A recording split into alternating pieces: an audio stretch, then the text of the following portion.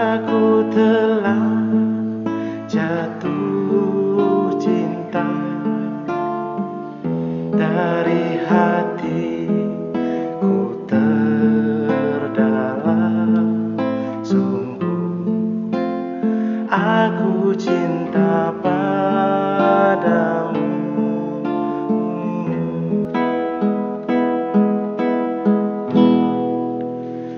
Cintaku bukanlah cinta biasa. Jika kamu yang memiliki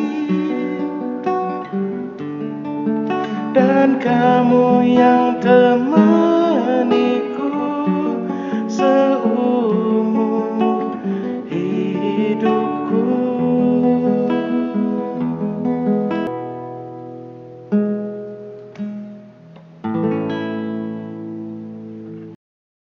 Baik saudara-saudari, setelah kita mendengarkan sebuah hantaran lagu tadi yang berjudul Bukan Cinta Biasa, hari ini kita mau membahas renungan kita berdasar pada bacaan-bacaan yang diberikan oleh gereja kepada kita. Bacaan pertama pada hari ini diambil dari Kisah Rasul bab 1 ayat 15 sampai 17, dilanjutkan dengan ayat 20 sampai 26. Sedangkan bacaan Injilnya diambil dari Yohanes bab 15 ayat 9 sampai 17. Silakan dilihat pada kolom deskripsi video teks bacaan pada hari ini. Hari ini juga gereja kita mempestakan pesta Santo Matias Rasul. Nah, di dalam gereja kita, gereja Katolik, ada beberapa tingkatan untuk peringatan-peringatan ataupun hari raya bagi para santo-santa ataupun dogma-dogma gereja. Ada yang disebut peringatan wajib, ada di atasnya yaitu pesta, dan di atasnya lagi yaitu hari raya. Kenapa ada tingkatan ini? Ya silakan saja bertanya kepada pastor paroki masing-masing, kepada para pastor kita, mengapa ada tingkatan dalam gereja ini. Yang mau saya katakan adalah bahwasanya dalam setiap tingkatan ini ada berbeda perlakuannya. Dan kita sendiri kalau kita ingat dalam 5 perintah gereja kita, ada satu poin yang mengatakan rayakanlah Ekaristi pada hari raya yang ditentukan, ataupun merayakan Ekaristi pada hari raya di luar hari Minggu. Nah, saudara-saudari, hari raya itu bisa kita lihat daftarnya juga dalam buku lagu kita, halaman-halaman terakhir puji syukur.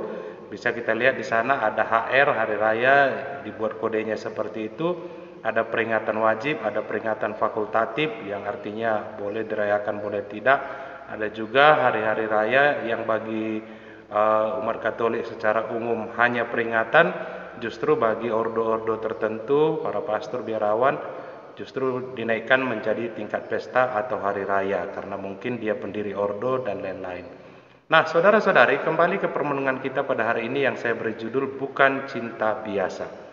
Pada hari ini dalam bacaan Injil, Yesus bersabda, "Seperti Bapa telah mengasihi aku, demikian juga aku mengasihi kamu.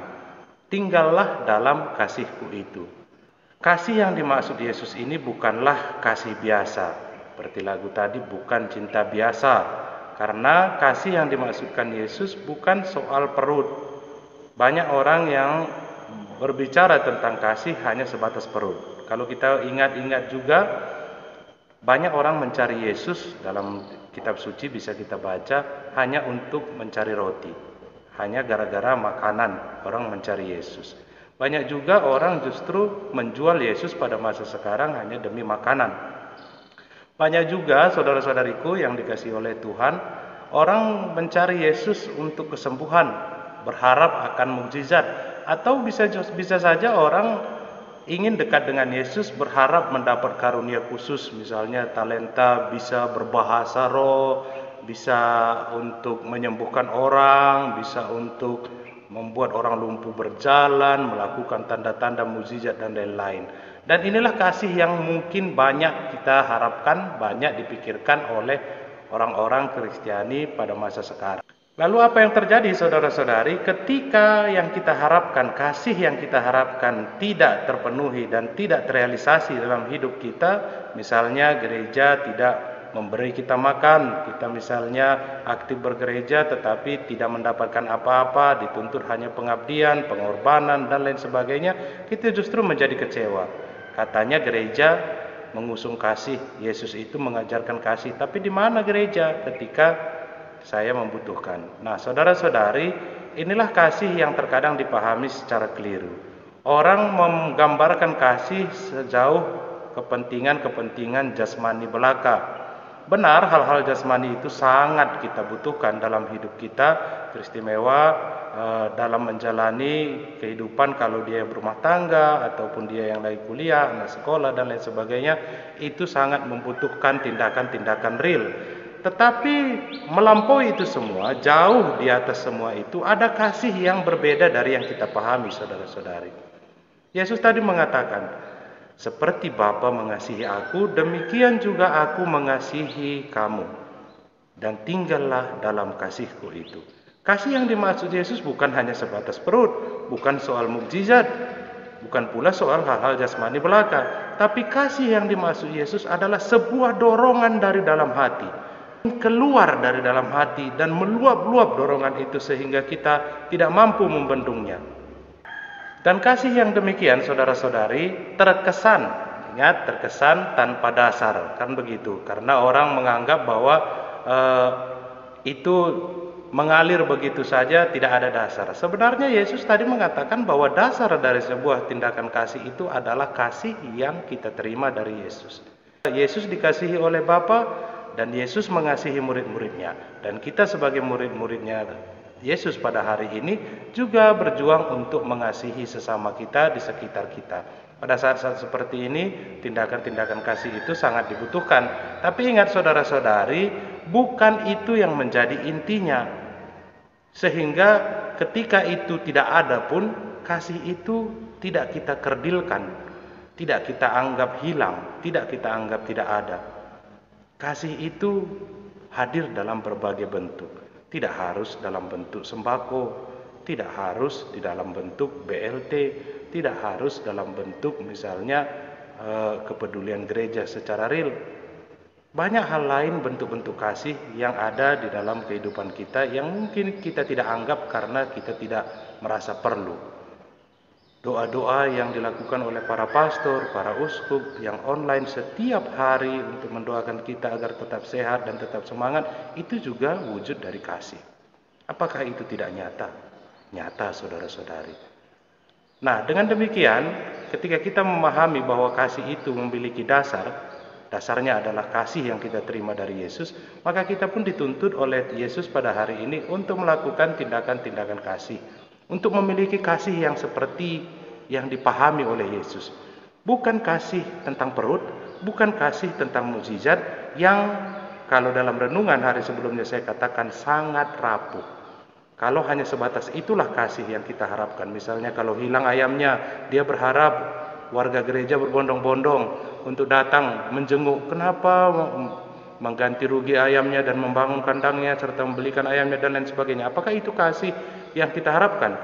Jauh dari itu semua, jauh melampaui apa yang kita bayangkan dan kita pikirkan.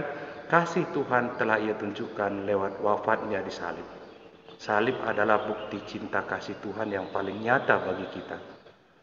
Dan itu, saudara-saudari, terus-menerus setiap hari Minggu sebelum ada corona ini tentunya kita hadirkan kembali kasih Tuhan itu setiap kali kita merayakan Ekaristi. Hanya banyak kita yang terjebak dalam tindakan ritualnya. Kita sibuk dengan duduk, berdiri, berlutut, dan lain sebagainya. Setelah ini begini, setelah ini begitu. Sehingga intinya menjadi tidak terselami. Ekaristi hanya menjadi sebuah ritual tanpa kita sadari bahwa ada Tuhan hadir dalam rupa roti dan anggur.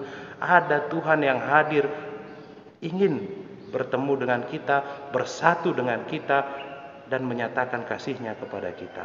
Saudara-saudariku, inilah kasih yang bukan kasih biasa, bukan cinta biasa.